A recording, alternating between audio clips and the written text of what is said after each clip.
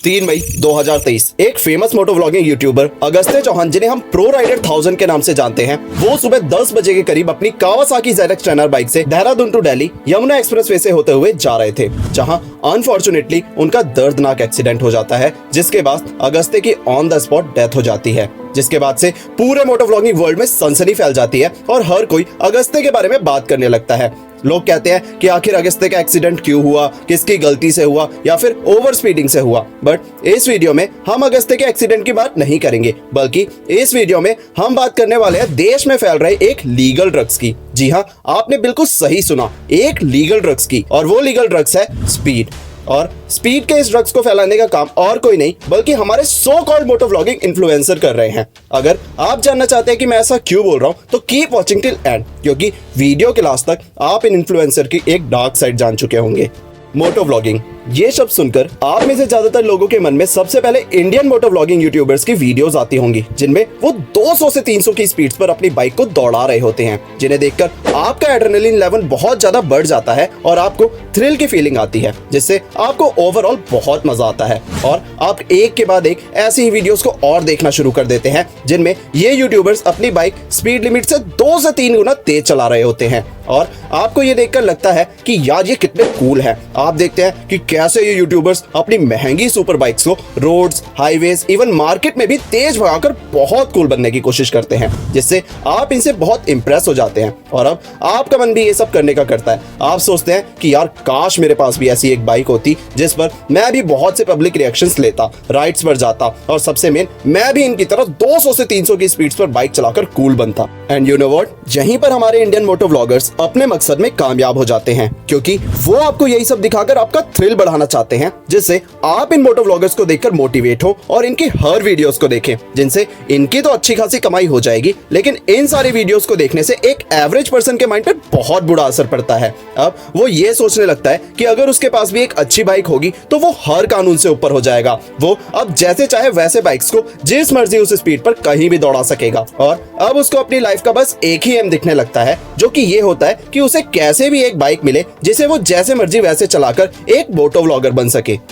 देखिए, आपको ये समझने की सख्त जरूरत है कि इंडिया में ऑन एन एवरेज हर साल 1.5 लाख लोग रोड एक्सीडेंट्स की वजह से अपनी जान गंवा देते हैं, जिसका सबसे बड़ा कारण होता है रैश ड्राइविंग या फिर ओवर स्पीडिंग, जिसके अगेंस्ट हमारी सरकार बहुत से अवेयरनेस कैंपेन्स चलाती है, बहुत से फाइन्स इंपोज करती है और बहुत से ट्रैफिक रूल्स को बहुत स्ट्रिक्ट भी करती है, जो कि एक बहुत ही ज्यादा अच्छा स्टेप है। लेकिन इन सारे स्टेप्स को हमारे इंडिया के मोटो व्लॉगर्स मिट्टी में मिला देते हैं। वो आपको सारे ट्रैफिक रूल्स को तोड़कर हाई स्पीड में बाइक चलाकर दिखाते हैं। वो लोगों को बाइक में इलीगल साइलेंसर लगवाकर लोगों को परेशान करके कूल बनकर दिखाते हैं। जहां इन इन्फ्लुएंसर्स को लोगों को रोड सेफ्टी और ट्रैफिक रूल्स के बारे में बताना चाहिए, वहीं ये व्लॉगर्स लोगों को इसका उल्टा ही बताते हैं, जिसकी वजह से हमारी इंडियन मोटो व्लॉगिंग कम्युनिटी आज बिल्कुल ही क्रिंज और स्पॉइल हो चुकी है। देखिए, ये तो बात हुई कि कैसे ये मोटो व्लॉगर्स आपको कानून तोड़ के अपनी जान खतरे में डालकर ये स्टंट्स और इलीगल रेसिंग दिखाते हैं। और अगर मैं सिंपल शब्दों में बात करूं तो ऐसे यूट्यूबर्स जो आपको कानून तोड़कर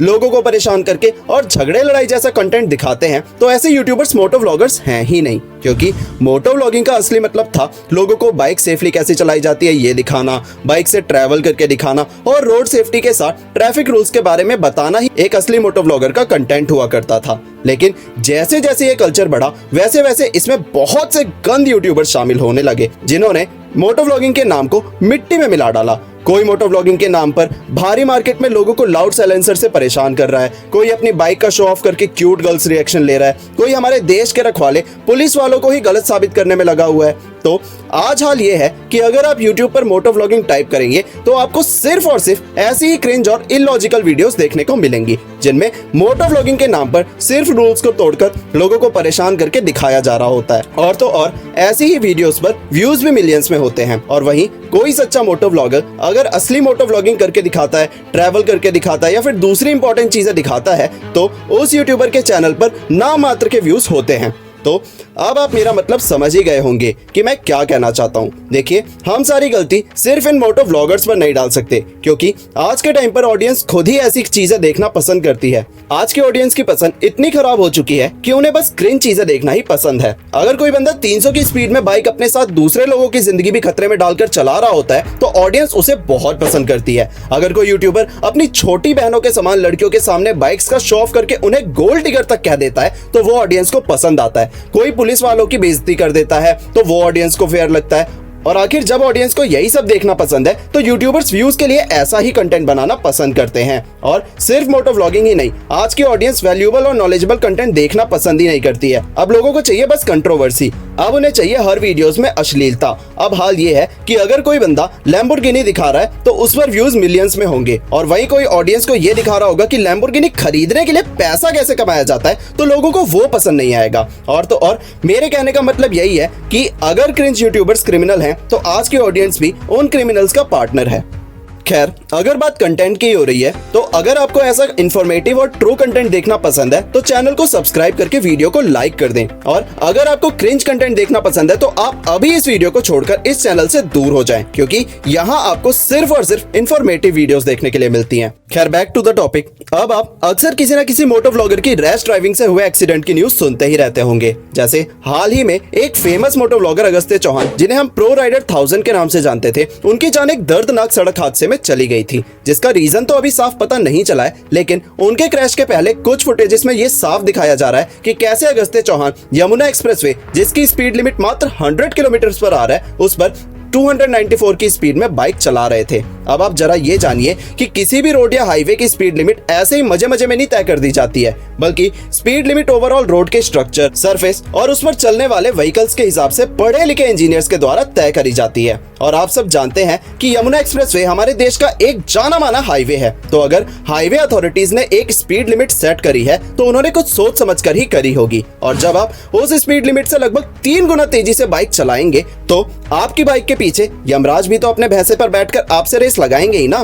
खैर, मैं ये नहीं कह रहा कि अगस्त्य की जान ओवर स्पीडिंग से गई है, क्योंकि ये चीजें तो इन्वेस्टिगेशन के बाद ही सामने आएंगी। बट मैं आपको ये समझाने की कोशिश कर रहा हूँ कि कैसे ये राइडर्स कानून को तोड़ते हैं, जिसकी वजह से उनके और उनके परिवार की जिंदगी बर्बाद हो जाती है।